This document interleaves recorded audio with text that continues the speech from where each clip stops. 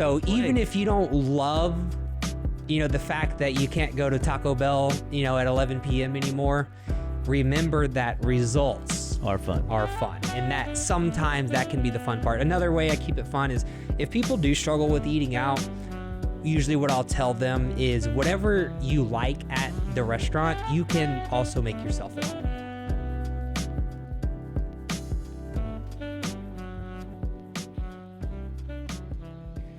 Good morning, good day, wherever you're tuned in, whatever time you're tuned in, you are tuned in to the Dr. Chapa Wellness Show, where we teach people how to live better, be better, and stay better, one bite at a time. It is amazing to me that, health can be simple, but not always easy. And so I have a guest with me on the show today to try to help make simple, effective, and what was it? Fun.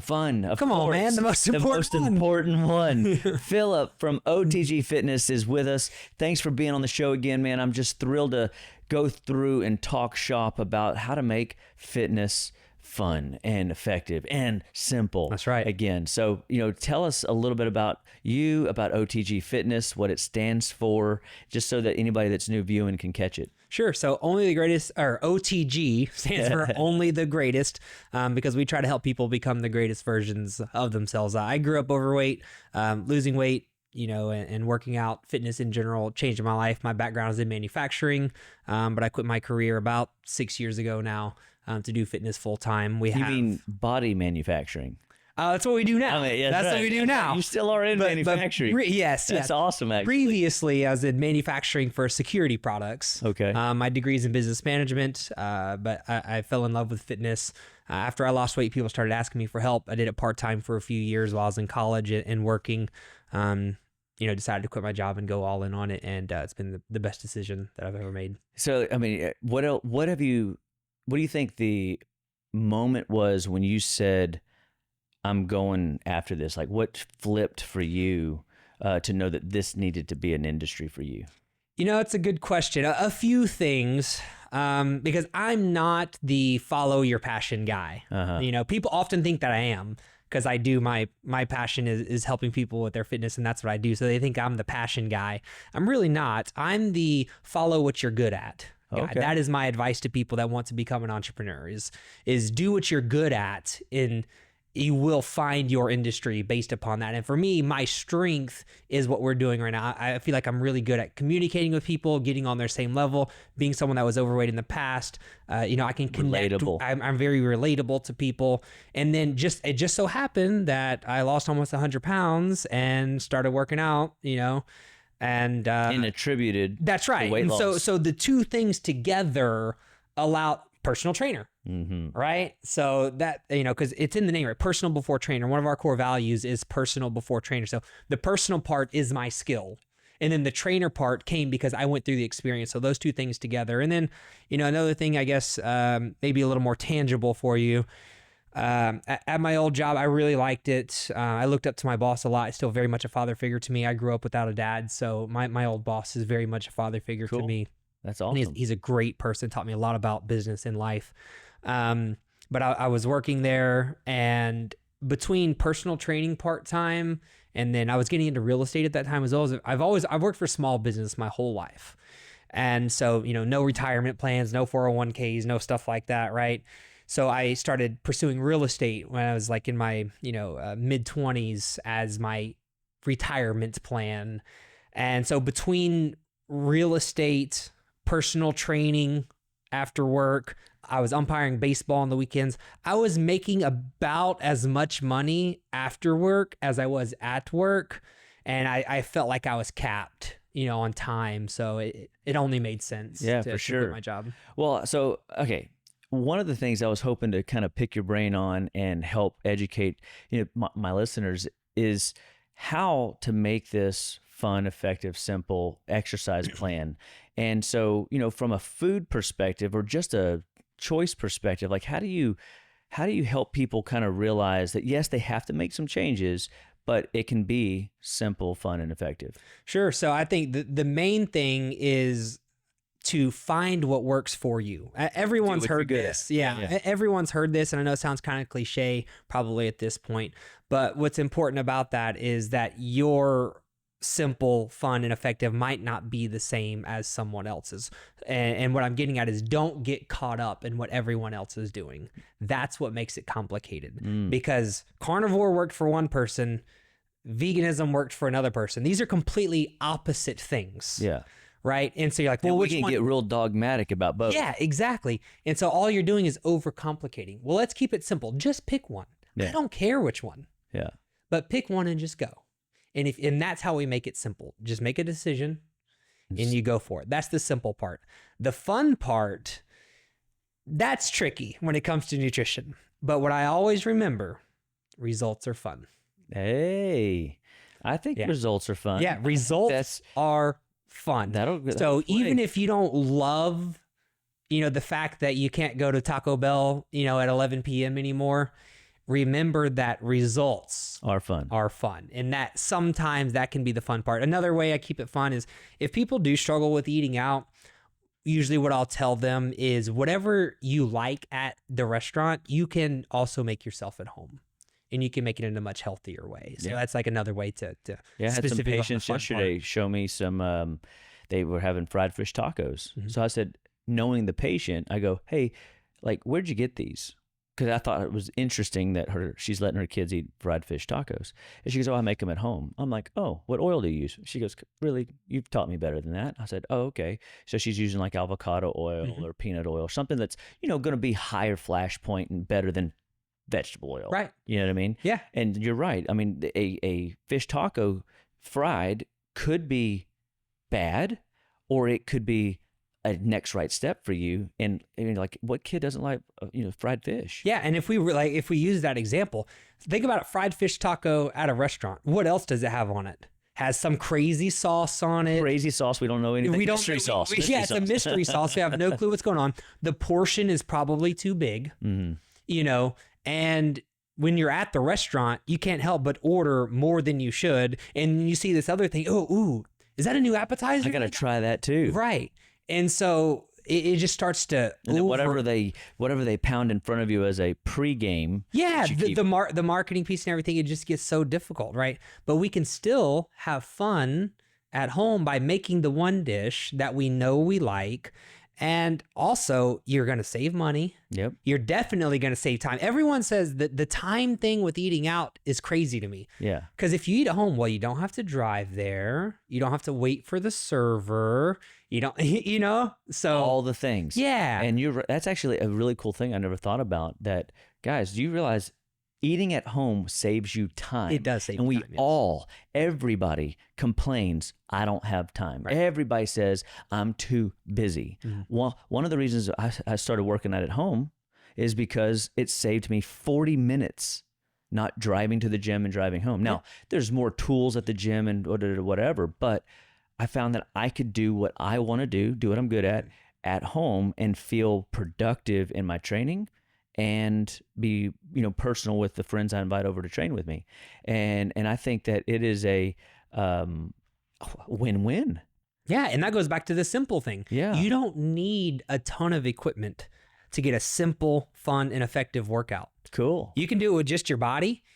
Personally, I love dumbbells. With a single set of dumbbells, maybe the adjustable ones or, a few different, maybe like a low weight, a medium weight, and a heavy weight, dude, that's all you need. You could do everybody. Yes, if you keep it simple, because exercise is simple. There's only a few fundamental things when it comes to exercise. People love to overcomplicate this. What would you say your fundamental exercises are? And then we'll get into what do you think are fundamental foods that we should be consuming. Okay, sure. So fundamental exercise. Well, let's look at exercise from a movement perspective, not particular exercises. Okay. So it's very simple. There's kind of four main movements, and then there's some little extras too. So the four main movements: push, pull, squat, hinge. Okay. That's it, right? So push would be like your bench press, your shoulder press, your tricep extensions. You're pushing away from you. Okay. You have your pulling movements to be like your rows, your lat pull downs, right? You're pulling towards your bicep curls. You're pulling up, right? So we have pushes and we have pulls.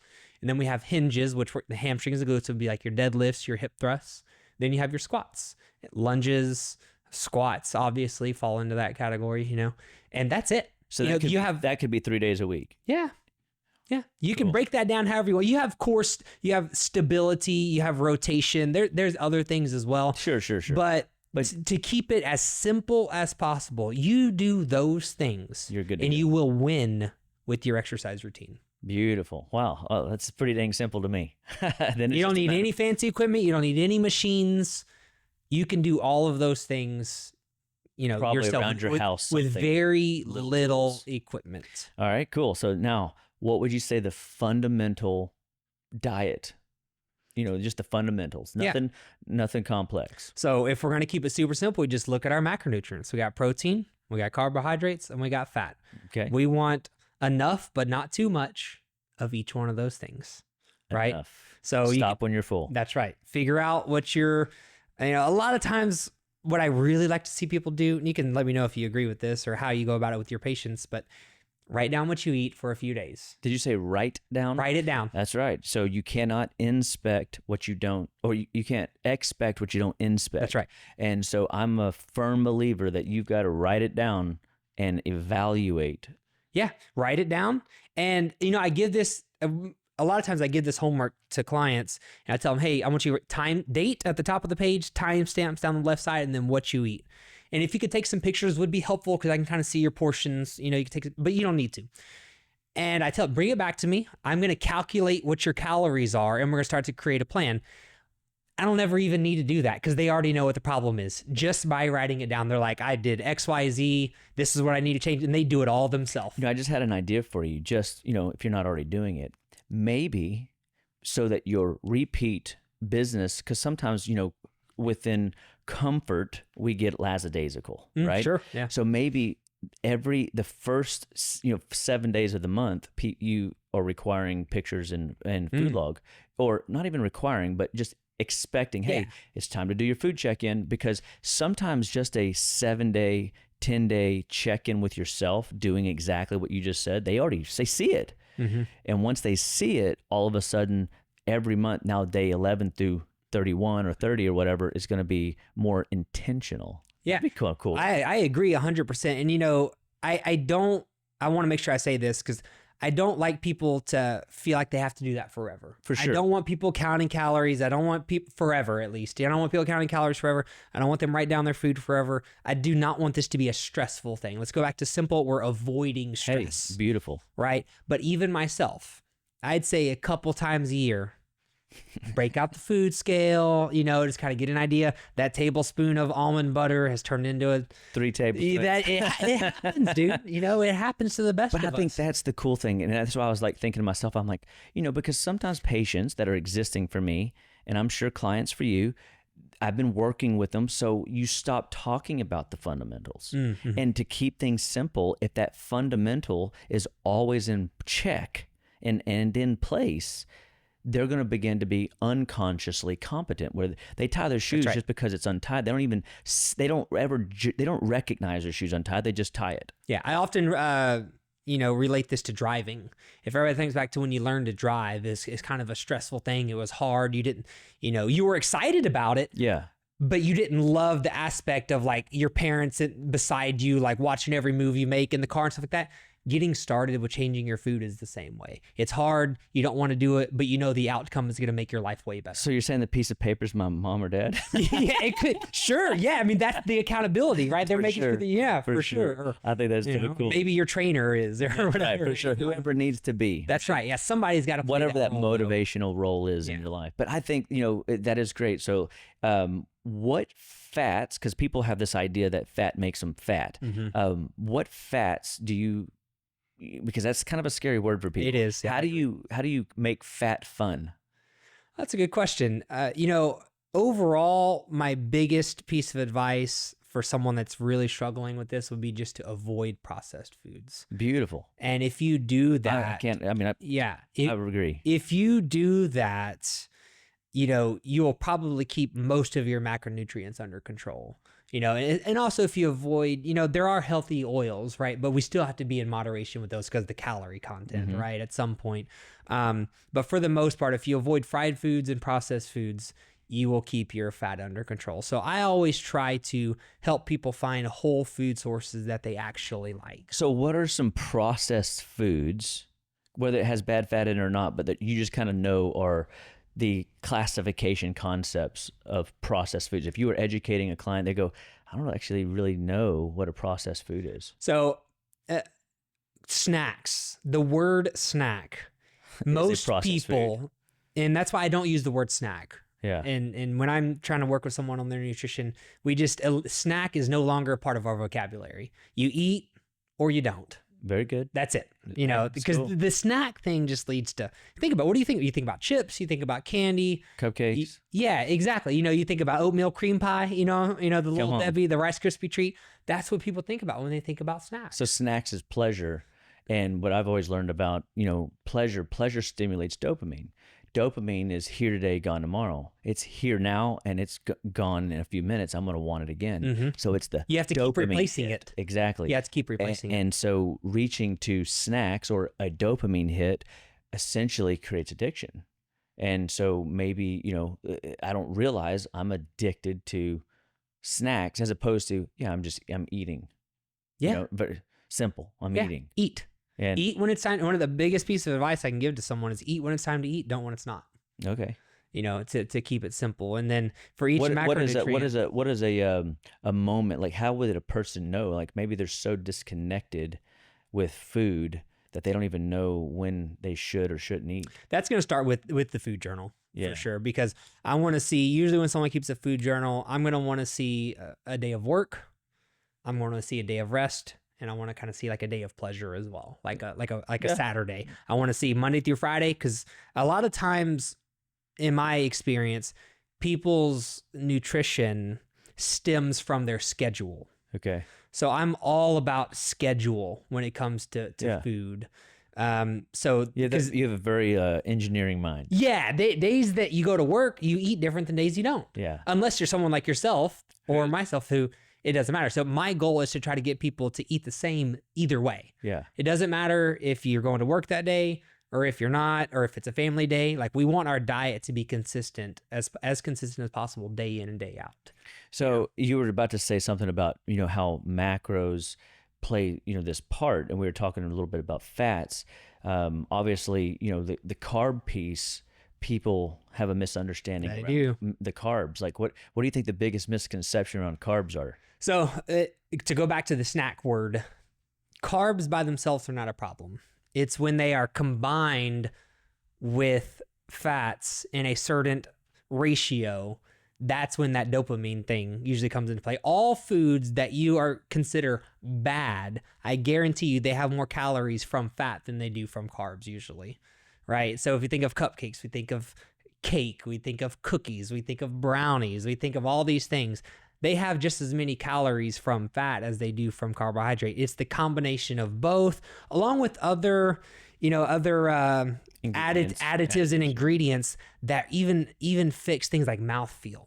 The way that it feels when you chew. See, I think that should make us nervous. Yeah. The fact that somebody is chemically altering something so that it pleasures my mouth. Yeah, that's what's going on. That just sounds really not right. Yeah, there's a lot of testing that's going into these things. Like, what can I do to get this person to consume more of this product? Well, and all those things together are a problem, not carbs. I was listening to a podcast on how vaping devolved, and I thought it was about what the difference is in health and vaping. So it wasn't what I expected sure. by any stretch of the imagination, but the whole thing was about how they went through all these trials to get it to feel right. Right. And so feeling is a part of the taste experience.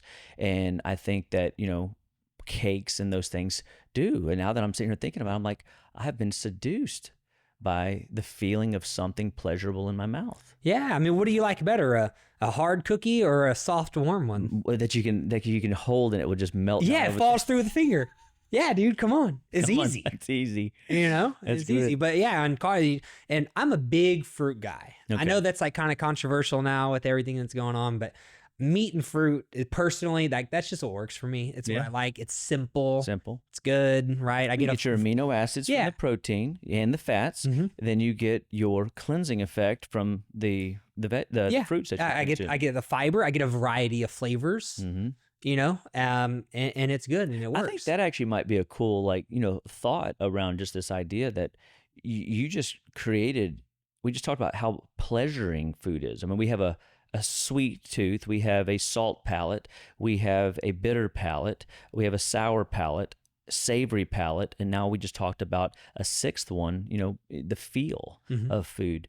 And, so what carbs do people eat that they don't realize they're eating that are contributing to maybe weight or insulin resistance or diabetes or some sort of metabolic issue? Yeah, I don't think that it's any one food. It goes back to that thing that you mentioned. It's the overconsumption. It's the continue. Nobody can eat one oatmeal cream pie per week and be okay. And yeah, it just doesn't happen. Yeah. Right. But if I can get people to replace those with, fruits, and a lot of them too, because the calorie effect. I would take people, off of sugar or to switch them from dairy if they're allergic to almond milk, but they don't like the texture. Yeah. And so if I give them the sweet stuff first, and then over the next month, back that off to half and half, half of the regular and half the unsweet. In another month, I could either go full off sugar, or I could go full, another half. So quarter, or in a quarter or three-quarter, and wean them off the sugar. I can get them there. You know what I mean? And so sometimes it's not necessarily that they have to stop their 4 sodas a day. We just got to, can you do 3.5? Oh yeah, 3 sodas? Surely. Because we have time. Like you said earlier, it's a journey through this game called health. Yeah. As a trainer, I always talk to our team of personal trainers. What is the most important thing that you can do for this client? As their personal trainer, what is the most important thing, and what do you need most from them over anything else? Everybody says, to keep them showing up. That's right. To keep playing the game, and they will get there. It might take a little longer than what they thought, but that's where education, again, as a personal trainer, we now I have the opportunity to educate them. I call it give them what they want and package it up into what they need. Yeah, for sure. And again, it is making the choice every day. Sounds right. It sounds easy and it sounds simple, but it just isn't. No, so accountability is just a huge piece of the game. And so recognizing that you're essentially a spy of, accountability. You're coming in as a fun partner, making things simple. Hey, I can do this. And of course, because you are the skilled spy, it's effective in getting them to the person they want to become. Yeah. Only the greatest. And sometimes it takes a little longer than people want. Yeah, for sure. But again, if they stick with it long education. enough. Educate them on why it's taking longer, right? Get them to realize, hey, this and that, we change this. Man, and don't you just genuinely have a heart that wants to just, I want you to see what I see. Oh, yeah. Just stay the course. And it's so hard sometimes, guys, to realize that, when we come alongside you, we're not trying to sell you anything. Oh, no. We want you to see who God has made you and who you can become, only the greatest, because that's what's in you. It's in all of us. And that's what we want, for our clients and our patients and helping them on their road.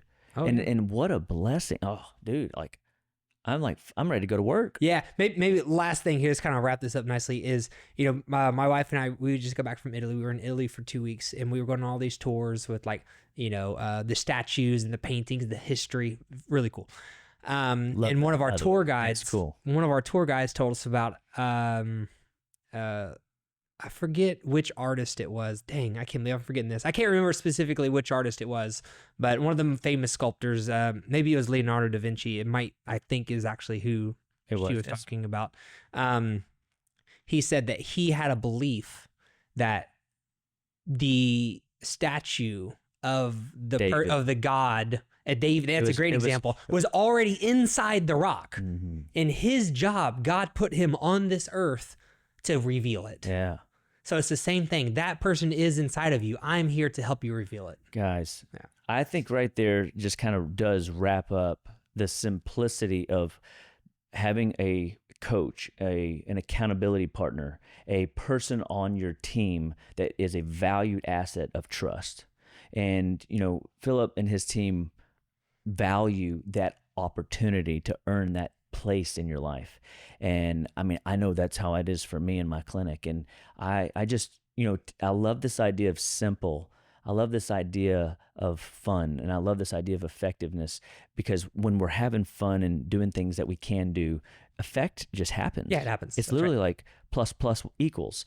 And so, Philip, thank you for being on the show. Thank you for, making, exercise fun again. Thank you for making it like something tangible that people of any caliber can tap into, right? Yeah, anybody can. And so if you're an athlete, or if you're wanting to learn, or if you're wanting to just get back in shape and you're a little intimidated going back to the gym. That is actually most of our clientele. It's like, 'cause Oh, we're a smaller, yeah. more private type of place. People that have never worked out before. Maybe it's been 10 years, 15, 20, 30 years since you exercised, since you've been in a gym. We're your place. That's right. Yes. Well, how can our audience get a hold of you? Speaking Sure. of. Yeah. I mean, anywhere online, if you just look up OTG Fitness or Only the Greatest, which is the brand, our website is otgfitness.com. You can pick your location. We have a Webster location, Pearland location opening in February of 2025. Give us a call. We'll be happy to help you out. Either talk to myself or my wife. Her name is Denver. And we're happy to help you out. You can find us anywhere just by searching OTG Fitness. One of the things that we want on the Dr. Chapa Wellness Show is professional, effective, trustworthy people to work with and to be educated by. And so, I made a passion, to reach out into people that I trust. And so, Philip, I appreciate you being on the show. I loved our talk, and I think it's effective for people to grab hold of like the simplicity of food, or just the, get up and get going and start somewhere, but do what you're good at. Yeah, man. So thanks for being on the show. Yeah, today. dude. Thanks for having me. I really appreciate it. All right. So guys, for you on the audience side of this, I want you to like, share, help us spread words like this, because you need it. I need it. We need it. And as iron sharpens iron, so shall one man sharpen another. So on the Dr. Chapa Wellness Show, be blessed, and we'll see you next time.